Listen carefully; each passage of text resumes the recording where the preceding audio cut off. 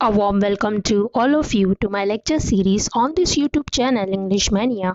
Feed the mind, feel the English. So today's video lecture is about the analysis of question bank of English subject given by SCRT on 15 मार्च 2021। ये video lecture एक analysis है जो कि SCRT ने question bank English subject के लिए दिया है उस पे। इस वीडियो के डिस्क्रिप्शन बॉक्स में आपको एक लिंक दिया जा रहा है, वहां जाके आप अपने सब्जेक्ट के क्वेश्चन बैंक को डाउनलोड कर सकते हो। जैसे ये इंग्लिश सब्जेक्ट का क्वेश्चन बैंक है, उसी टाइप से आप अपने सब्जेक्ट के क्वेश्चन बैंक को डाउनलोड कर सकते हो। इस वीडियो के डिस्क्रिप्शन बॉक्स में लिंक आपको दिया जा रहा है। So before starting my analysis for this particular question bank of English subject, I must read important instructions for students. Dear students, these are just model activities to be considered only for revision and therefore cannot be considered as exact HSC board question whatsoever. Any of these appearing at the actual HSC board exam paper will be a mere resemblance or coincidence. तो यहाँ पे disclaimer में आपको दिया हुआ है कि ये जो क्वेश्चन बैंक आपको दिया हुआ है ये जस्ट मॉडल एक्टिविटीज़ हैं, ताकि आपका रिवीजन हो जाए, आपकी प्रैक्टिस हो जाए और आपको पता चल जाए कि HSC बोर्ड क्वेश्चन पेपर कैसे आएगा। ना कि ये कि इसके क्वेश्चंस जो है आपके बोर्ड एग्ज़ाम में आएंगे, ऐसा बिल्कुल भी नहीं है। और अगर आते हैं तो वो एक कोइंसिडेंस यानी एक इत्तेफाक होगा या फिर रिजेम्बलेंस या फिर इससे मिलते जुलते आपको क्वेश्चन आएंगे। उसके बाद में आपको यहाँ पे कुछ इम्पॉर्टेंट इंस्ट्रक्शन दिए हुए हैं, ओके, तो वो आप देख लीजिए। बिकॉज इस क्वेश्चन बैंक का लिंक आपको इस डिस्क्रिप्शन बॉक्स में दिया जा रहा है, इस वीडियो के डिस्क्रिप्शन बॉक्स में, वहाँ से आप इसे डाउनलोड कर सकते हो। तो चलिए शुरू करते हैं एनालिसिस सेक्शन 1 से। So let's begin with section 1, question number 1A. Section 1 is for prose writing. Question number 1A is a scene passage that will be there for 12 marks. Question number 1 के ए में आपको एक सीन पैसेज आएगा, question number 2 के ए में आपको एक unseen passage आएगा। तो जो सीन पैसेज आएगा वो आपके जो 6 लेसन्स है, वैसे तो there are total 8 lessons but 2 lessons are omitted from the syllabus due to कोविड-19। तो उन 6 में से आपको कोई एक पैसेज आएगा। तो यहाँ पे आपको हर लेसन का एक पैसेज आपकी प्रैक्टिस के लिए दिया हुआ है। ऐसा बिल्कुल भी नहीं है कि यही पैसेज आपके क्वेश्चन पेपर में आएगा, ये आपके प्रैक्टिस पर्पस के लिए दिया हुआ है। क्वेश्चन नंबर 1A में जो पहला पैसेज है ये 1.1 वाले लेसन में से है, एन एस्ट्रोलॉजर्स डे। इसमें टाइप ऑफ क्वेश्चंस जो रहेंगे वो A1 is for global understanding. तो ग्लोबल अंडरस्टैंडिंग में आता है ट्रू और फॉल्स भी, तो उस टाइप का क्वेश्चन यहाँ पे आपको दिया हुआ है। A2 में आपको रहेगा कॉम्प्लेक्स फैक्चुअल, जिसमें यहाँ पे कंप्लीट द गिवन वर्ब दिया हुआ है। A3 में आपको इन्फ्रेंस और इंटरप्रिटेशन टाइप का क्वेश्चन रहेगा, तो इसी पैसेज की पे बेस्ड आपको A3 दिया हुआ है। A4 is for personal response, यहाँ पे पर्सनल रिस्पॉन्स का क्वेश्चन है। A5 is do as directed, यहाँ पे आपको जो है वो ग्रामर आएगा। यहाँ पे देखिए आप एक बात ध्यान में रखिए कि ट्रांसफॉर्मेशन ऑफ सेंटेंस दिया हुआ है आपको, यानी अगर आप एग्ज़ाम के लिए प्रिपेयर कर रहे हो तो ट्रांसफॉर्मेशन ऑफ सेंटेंस अच्छी तरह से प्रिपेयर कर रही है। तो A5 के जो ग्रामर रहेंगे क्वेश्चन रहेंगे वो जो आपको पैसेज आएगा सीन पैसेज उसकी बेसिस पे आएंगे। तो ये 2 क्वेश्चन यहाँ पे आपको दिया हुआ है। A6 जो है वो वोकैबुलरी पे रहेगा, इसमें आपको सिनोनिम्स लिखना है। सिनोनिम्स का मतलब होता है सिमिलर वर्ड्स।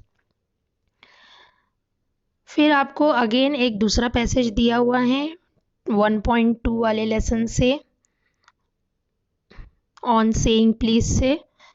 वैसे ही आपको यहाँ पे A1 से A6 तक के क्वेश्चन दिए हुए हैं। थर्ड पैसेज जो है आपको 1.3 वाले लेसन में से दिया हुआ है, the cop and the anthem.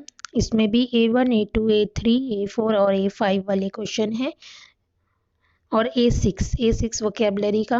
उसके बाद में फोर्थ जो प्रैक्टिस के लिए आपको दिया हुआ है वो बिग डेटा बिग इनसाइट वाले लेसन में से दिया हुआ है। ये ज़रूरी नहीं है कि यही पैसेज आपको एग्ज़ाम में आएगा, इससे रिलेटेड या इस टाइप का आपको एग्ज़ाम में आ सकता है। उसके बाद में जो फिफ्थ वाला है वो फिफ्थ वाले लेसन से लिया हुआ है। देन 6 आपको एट्थ वाले लेसन से लिया हुआ है, वॉयेजिंग टुवर्ड्स एक्सीलेंस। यहाँ पे क्वेश्चन नंबर 1A ख़त्म होता है। क्वेश्चन नंबर 1 का B जो आएगा वो नॉन टेक्सचुअल ग्रामर रहेगा, यानी जो सीन पैसेज है वहाँ से नहीं आएगा, ये 4 मार्क्स का रहेगा। और क्वेश्चन नंबर 1 का B जो है वो 2 भाग में विभाजित है, जिसमें B1 और B2 है। B1 में आपको 3 क्वेश्चन आएंगे ग्रामर के, और B2 में आपको एक कंपलसरी क्वेश्चन रहेगा जो कि है स्पॉट द एरर। तो इसमें आपको ऐसे क्वेश्चन दिए हुए हैं, देखिए, choose correct alternative to transform the sentence into a simple sentence. आपको ट्रांसफॉर्मेशन ऑफ सेंटेंस पे ये 3 ग्रामर के क्वेश्चंस रहेंगे, जिसमें होता है सिंपल, कॉम्प्लेक्स, कंपाउंड। ये सारे प्रैक्टिस के लिए दिए हुए हैं। तो सिंपल क्वेश्चन, कंपाउंड क्वेश्चन और कॉम्प्लेक्स क्वेश्चन, इसको आप अच्छे से कर लीजिए, ताकि ये जो 3 क्वेश्चन यहाँ पे आ सकते हैं वो आपके अच्छे हो जाए ग्रामर के टॉपिक में। इसके अलावा एक्सक्लेमेटरी सेंटेंस यहाँ पे दिए हुए हैं आपको।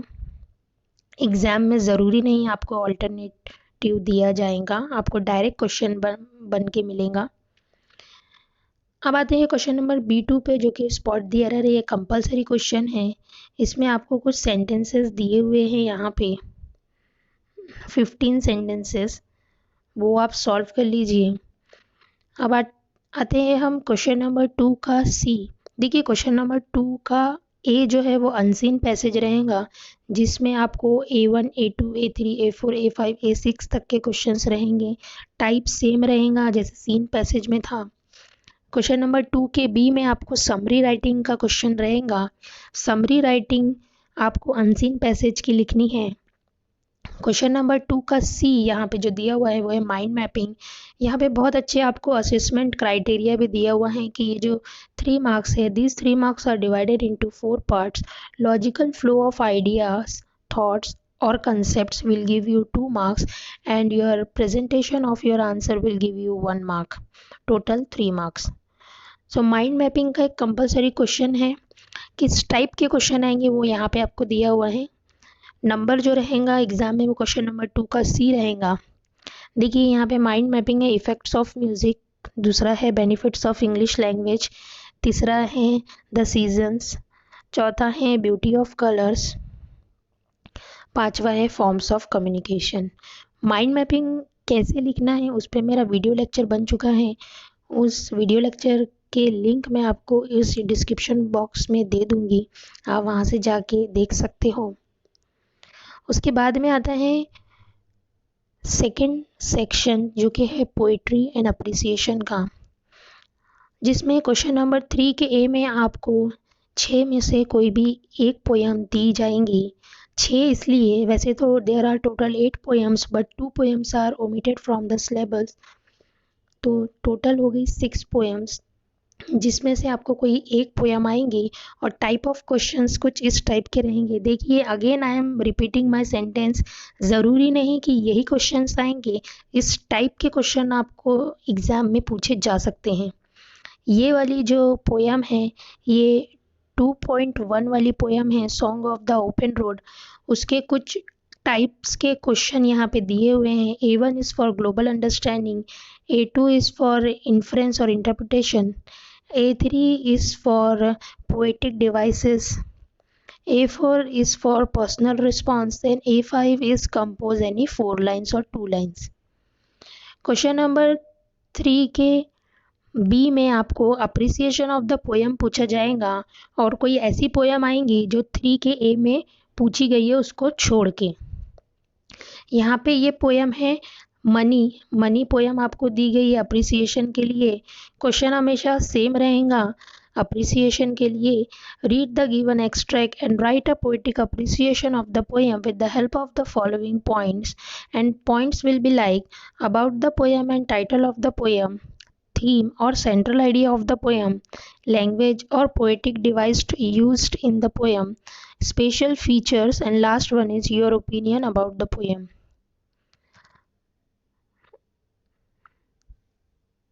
आपको सारी पोएम की अप्रिसिएशन का पीडीएफ फाइल मिल जाएगा जो कि इस वीडियो के डिस्क्रिप्शन बॉक्स में मैं लिंक दे रही हूँ, वहाँ से जाके आप मेरे पर्सनल नोट्स को डाउनलोड कर सकते हो। अगेन 3 के ए में आपको नेक्स्ट पोएम दी हुई है इंडियन वीवर्स और इसमें A1, A2, A3, A4, A5 activities दी हुई है और बी में अगेन पोएटिक अप्रिसिएशन दिया हुआ है एक दूसरी पोएम का। उसके बाद में थर्ड पोएम दी हुई है आपको द इंचकेप रॉक, उसके क्वेश्चंस दिए हुए हैं यहाँ पे और अगेन आपको कोई दूसरी फादर रिटर्निंग होम की अप्रिसिएशन दी हुई है। यहाँ पे have you earned your tomorrow दिया हुआ है, इसकी एक्टिविटीज़ दी हुई है। उसके बाद में अप्रिसिएशन में अगेन इंडियन वीवर्स दिया हुआ है। अगेन यहाँ पे एक दूसरी पोएम दी हुई है। तो इस टाइप से टोटल जो 6 पोएम्स है आपको वो पूरी 6 पोएम यहाँ पे कवर हो जाती है। 6 पोएम की एक्टिविटीज़ और 6 पोएम की पोएटिक अप्रिसिएशन यहाँ पे कवर किया गया है प्रैक्टिस पर्पस के लिए। Let's move on to the next section 3 writing skills. Section 3 की एक इम्पॉर्टेंट बात मैं आपको बता दूं कि सेक्शन 3 जो राइटिंग स्किल का क्वेश्चन है क्वेश्चन नंबर 4, उसमें 4 क्वेश्चन रहेंगे ABCD। हर क्वेश्चन में आपको 3 ऑप्शन रहेंगे, 3 चॉइस रहेंगी। एग्जाम में भी आपको 3 के 3 क्वेश्चन आएंगे, उसमें से you have to attempt any one, कोई एक आपको अटेम्प्ट करना है। हर क्वेश्चन में 3 चॉइस रहेंगी, तो आप पहले से ही डिसाइड कर लीजिए कि आपको बोर्ड एग्जाम में कौन सा पर्टिकुलर टॉपिक अटेम्प्ट करना है और उसी की तैयारी आप कीजिए और इस क्वेश्चन बैंक में से भी सिर्फ वही क्वेश्चंस को आप सॉल्व करिए। देखिए कितना अच्छा दिया हुआ है कि क्वेश्चन नंबर 4 के ए में आपको जो 4 मार्क्स है, this 4 marks are divided into 2 parts. Content has 2 marks and sequence or flow of ideas will give you 1 mark, total 4 marks, and appropriateness will give you 1 mark, total 4 marks. 1.1, 1.2 and 1.3. 1.1 will be there for virtual message, 1.2 will be there for SOP statement of purpose, and 1.3 will be there for group discussion. तो जो पहला topic है choice में 3 choice में से first वाली choice जो है वो वर्चुअल मैसेज का रहेगा। वर्चुअल मैसेज के यहाँ पे आपको क्वेश्चंस दिए हुए सॉल्व करने के लिए। अगर आप बोर्ड एग्जाम में वर्चुअल मैसेज वाला क्वेश्चन अटेम्प्ट कर रहे हो तो आप ये 5 क्वेश्चन को सॉल्व करिए। अदरवाइज जो students statement of purpose attempt करने वाला है एग्जाम में तो वो ये वाले स्टेटमेंट ऑफ पर्पस के क्वेश्चंस को सॉल्व करिए। यहाँ पे अलग अलग स्टेटमेंट दिए हुए हैं और आपको स्टेटमेंट ऑफ पर्पस यानी एप्लीकेशन रेडी करना है एडमिशन के लिए अलग अलग university according to the question. और जो स्टूडेंट ग्रुप डिस्कशन वाला क्वेश्चन करना चाहता है क्वेश्चन नंबर 4 के ए में तो वो ग्रुप डिस्कशन वाले क्वेश्चंस को सॉल्व करिए। ऐसे करके 5 क्वेश्चन आपको दिए हुए हैं। अब आते हैं क्वेश्चन नंबर 4 के बी में। यहाँ पे आपको अगेन 3 चॉइस रहेंगी जिसमें पहला है ईमेल राइटिंग जो स्टूडेंट्स अटेम्प्ट करने वाले हैं। This question will be there for 4 marks and this 4 marks are divided into 3 parts. Content of your email writing will give you 2 marks. Use of proper format for email writing will give you 1 mark, and overall presentation of your answer will provide you 1 mark. Total 4 marks. तो email writing जो करने वाले हैं वो ये email के questions को solve कर सकते हैं। उसके ऑप्शन में रिपोर्ट राइटिंग रहेगा। रिपोर्ट राइटिंग जो स्टूडेंट्स अटेम्प्ट करने वाले हैं वो ये वाले रिपोर्ट राइटिंग के ही सॉल्व करिए, फिर उन्हें ईमेल राइटिंग के क्वेश्चंस को सॉल्व करने की या इंटरव्यू क्वेश्चन को सॉल्व करने की कोई ज़रूरत नहीं है। और जो बेस्ट चॉइस है क्वेश्चन नंबर 4 के बी में, according to me, interview question है। इंटरव्यू क्वेश्चन बहुत इजी होते हैं और रिपोर्ट राइटिंग और ईमेल राइटिंग से ज़्यादा इजी है। तो इसमें इंटरव्यू क्वेश्चन के बहुत सारे 5 क्वेश्चन एक्चुअली यहाँ पे दिए हुए हैं। तो जो बच्चे इंटरव्यू क्वेश्चन अटेम्प्ट करना चाहते हैं वो ये 5 क्वेश्चन को फॉर प्रैक्टिस पर्पस कर सकते हैं। क्वेश्चन नंबर 4 के सी में जब हम आते हैं तो यहाँ पे आता है स्पीच राइटिंग। अगेन यहाँ पे you have 3 choices. First one is speech. It has 4 marks and these 4 marks are divided into 3 parts. First one is logical sequence of ideas will give you 2 marks. Introduction has 1 mark and conclusion has 1 mark. Total 4 marks. There are total 5 questions given to you on the topic speech writing. जो student art of comparing करना चाहते हैं, speech writing नहीं करना चाहते, and art of comparing is the best option among speech writing, art of comparing, and the last one, expansion of ideas. Question number 4 के C में आपको स्पीच राइटिंग आएगा, उसके ऑप्शन में आपको एक्सपांशन ऑफ आइडियाज़ आएगा और आर्ट ऑफ कंपेयरिंग आएगा। तो मेरा सजेशन है कि आप आर्ट ऑफ कंपेयरिंग करिए बिकॉज इट इज़ ईजी। तो आर्ट ऑफ कंपेयरिंग के 5 क्वेश्चन आप सॉल्व कर लीजिए, फिर आपको एक्सपांशन ऑफ आइडिया और स्पीच राइटिंग के क्वेश्चन करने की ज़रूरत नहीं है। क्वेश्चन नंबर 4 के डी में आपको अगेन 3 चॉइस हैं। पहला है फिल्म रिव्यू और उसके अंदर में आपको 2 ऑप्शन हैं, एक है ब्लॉग राइटिंग और लास्ट वाला है अपील राइटिंग। तो मेरा सजेशन है अपील राइटिंग करिए because it is easy and it saves your time in examination. जो मूवी रिव्यू करता है तो वो भी कोई गलत ऑप्शन नहीं है, but it is time consuming. Movie review जब देखे तो वो टाइम कंज्यूमिंग है as compare to appeal writing. यहाँ पे मूवी रिव्यू के अलग अलग टाइप के क्वेश्चन दिए हुए हैं, तो ज़रूरी नहीं है कि मूवी रिव्यू आए, यहाँ पे अलग अलग टाइप के मैगज़ीन का रिव्यू वगैरह ये सब दिया हुआ है। और ब्लॉग राइटिंग में भी असेसमेंट क्राइटेरिया यहाँ पे दिया हुआ है। ब्लॉग राइटिंग के टॉपिक 5 टॉपिक यहाँ पे आपको दिए हुए हैं, तो वो आप सॉल्व कर सकते हो। और बेस्ट ऑप्शन अगर जो है क्वेश्चन नंबर 4 के डी में, तो वो है according to me appeal writing because it saves your time और बहुत ईजी है। Say no to drug, stop child labour. और अपील राइटिंग कैसे लिखना है, उसका आइडियल फॉर्मेट कैसे होता है, वो मैंने इस वीडियो के डिस्क्रिप्शन बॉक्स में दिया है, मेरा वीडियो लेक्चर। उस पर क्लिक करके आप बहुत इजीली देख सकते हो और कितना इजी होता है अपील राइटिंग वो आपको पता चल जाएगा। Now let's move on to section 4, study of literary genre novel. Section 4 novel की जब हम बात करते हैं तो एक बहुत इंपॉर्टेंट बात मैं आपको बता दूं कि there will be no passage given to you in this section. कोई भी आपको पैसेज नहीं दिया जाएगा और आपको क्वेश्चन के आंसर लिखने हैं। ये रहेगा क्वेश्चन नंबर 5। इसमें आपको 4 रहेंगे, A B C D. Question number 5 का ए जो है वो हिस्ट्री ऑफ नॉवेल वाला लेसन जो है आपका 4.1 वहाँ से आएगा और क्वेश्चन रहेगा complete the activities given below.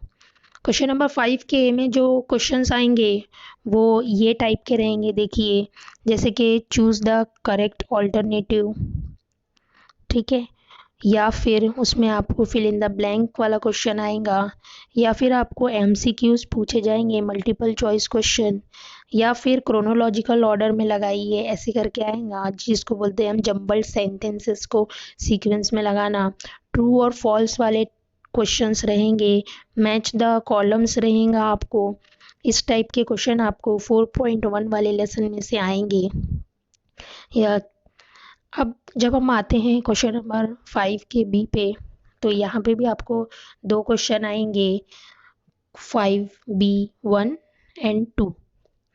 ये वाला जो क्वेश्चन रहेगा आपको ये 4.2 वाले lesson To Sir with Love में से आएगा और क्वेश्चन जो है वो सारे डिस्क्रिप्टिव रहेंगे। आपको जितने भी क्वेश्चन आएंगे वो डिस्क्रिप्टिव क्वेश्चन आएंगे।